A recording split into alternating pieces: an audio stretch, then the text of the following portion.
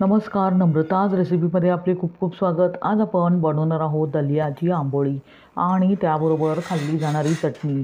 दलियात अनेक पौष्टिक गुणधर्म असतात जे सर्वांसाठीच फायदेशीर असतात.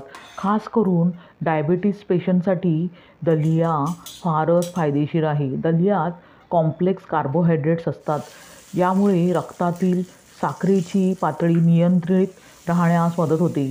शिवाय दलियामुळे कोलेस्ट्रॉल ही कमी होते. म्हणूनच दलियाचा अशा प्रकारे आपल्या आहारात समावेश करावा किंवा कोणत्याही रेसिपी स्वरूपात तुम्ही समावेश करू शकता.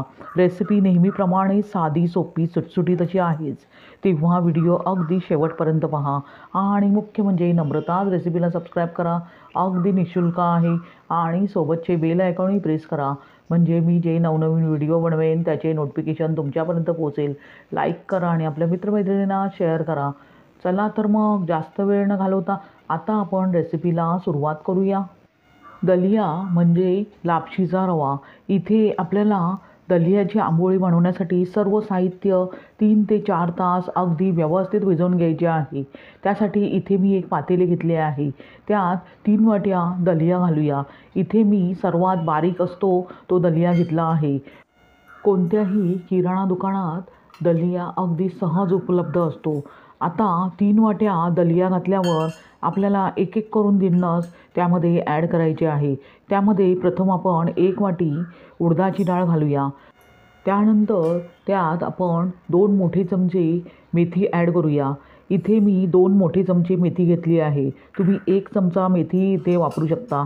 आता त्यानंतर लगेचच आपण 1 वाटी पोहे घालूया. इथे मी पातळ पोहे घेतले आहेत. तुम्ही जाड्या पोह्यांचाही इथे वापर करू शकता. आता सर्व जिन्नस पाणी घालून अगदी 2 वेळा स्वच्छ पाण्याने धुवून घ्यायचे आहेत. त्यानंतर आपण त्यामध्ये गरजेनुसार पाणी घालून हे सर्व जिन्नस 4 ते 5 तास अगदी व्यवस्थित भिजवून घेणार आहोत. आता गरजेनुसार पाणी घातल्यावर पातेल्यावर झाकण ठेवूया आणि 4 ते 5 तास हे सर्व जिन्नस अगदी व्यवस्थित भिजवून घेऊया.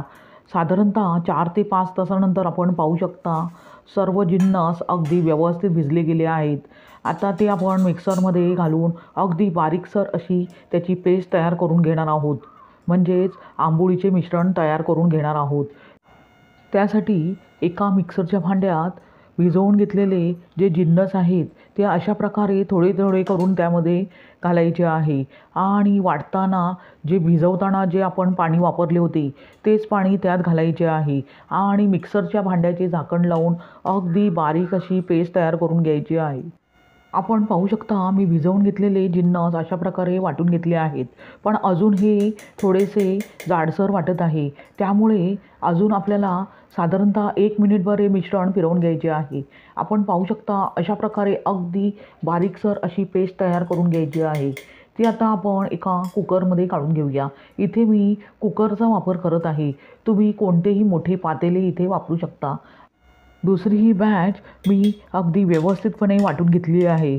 राहिलेले दलियाचे मिश्रणही मी अशाच प्रकारे अगदी बारीकसर वाटून घेत आहे. आपण पाहू शकता सर्व वाटण मी अगदी व्यवस्थित वाटून घेतले आहे. आता ते आपण अशा प्रकारे व्यवस्थित 5 मिनिटे फेटून घेऊया. अशा प्रकारे मिश्रण व्यवस्थित फेटून घेतल्यामुळे आंबोळीला जाळी सुरेख येते. त्यानंतर आता आपण कुकरचे झाकण लावून घेऊया आणि रात्रभर पीठ आंबवण्यास ठेवूया, म्हणजेच फर्मेंट करण्यास ठेवूया. साधारणतः 8 तासानंतर कुकरचे झाकण उघडून पाहूया. आपण पाहू शकता अगदी आंबोळीचे पीठ व्यवस्थित फर्मेंट झाले आहे. ते आता आपण एका भांड्यात काढून घेऊया.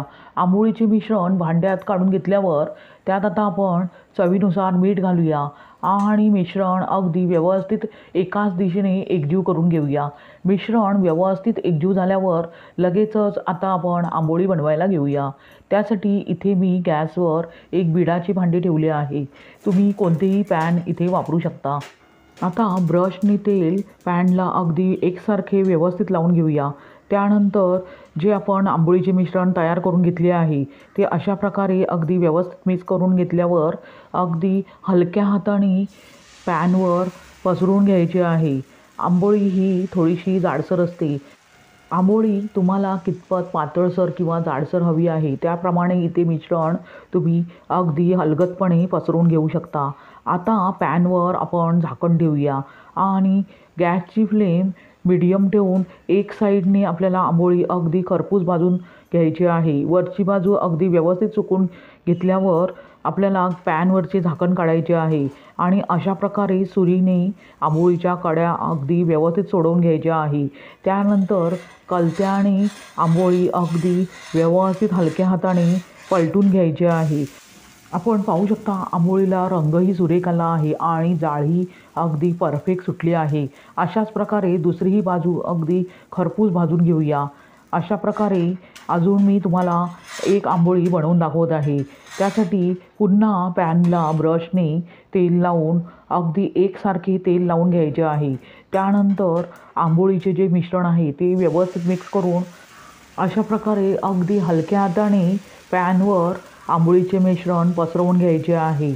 त्यानंतर आता पॅनवर झाकण ठेवायचे आहे आणि 1 ते 2 मिनटे आंबोळी अगदी वरचा भाग सुकेपर्यंत आणि त्याला जाळी सुटेपर्यंत व्यवस्थित खरपूस भाजून घ्यायची आहे. त्यानंतर आंबोळीच्या कडा सुरीने अगदी व्यवस्थित मोकळ्या करून घ्यायच्या आहेत. आता आंबोळीच्या कडा अगदी व्यवस्थित मोकळ्या करून घेतल्यावर कलत्याने अशा प्रकारे हलक्या हाताने आंबोळी पलटवून घ्यायची आहे. आपण पाहू शकता आंबोळीला रंग किती सुरेख आला आहे आणि जाळीही सुटली आहे. पुन्हा आता आंबोळी दोन्ही साईडने अगदी खरपूस भाजून घेऊया.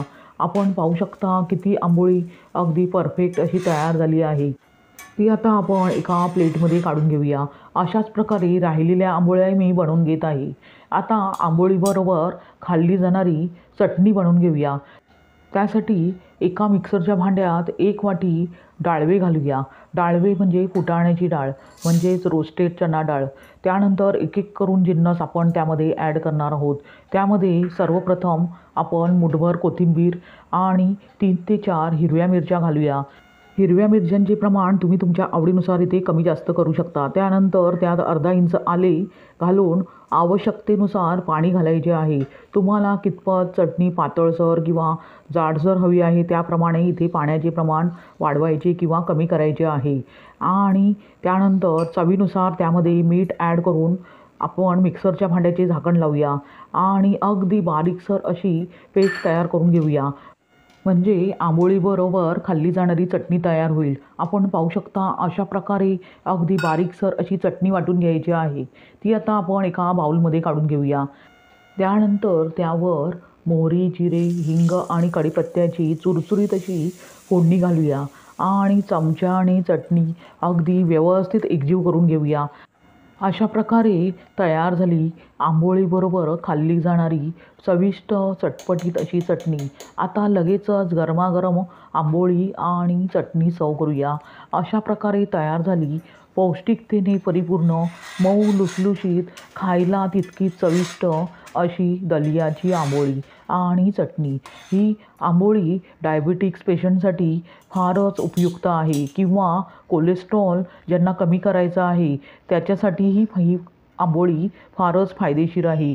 तुम्ही अशाच प्रकारे दलियाची आंबोळी बनवून पहा आणि त्याचा आस्वाद घ्या. तुम्हाला ही रेसिपी कशी वाटली ते कमेंट करून सांगा आणि मुख्य म्हणजे नम्रताज रेसिपीला सबस्क्राईब करा. अगदी निःशुल्क आहे आणि सोबतचे बेल आयकॉनही प्रेस करा म्हणजे मी जे नवनवीन व्हिडिओ बनवेन त्याचे नोटिफिकेशन तुमच्यापर्यंत पोहोचेल. लाईक करा आणि आपल्या मित्रमैत्रिणींना शेअर करा. पुन्हा भेटूया अशाच पौष्टिकतेने परिपूर्ण रेसिपीसह. धन्यवाद. श्री स्वामी समर्थ.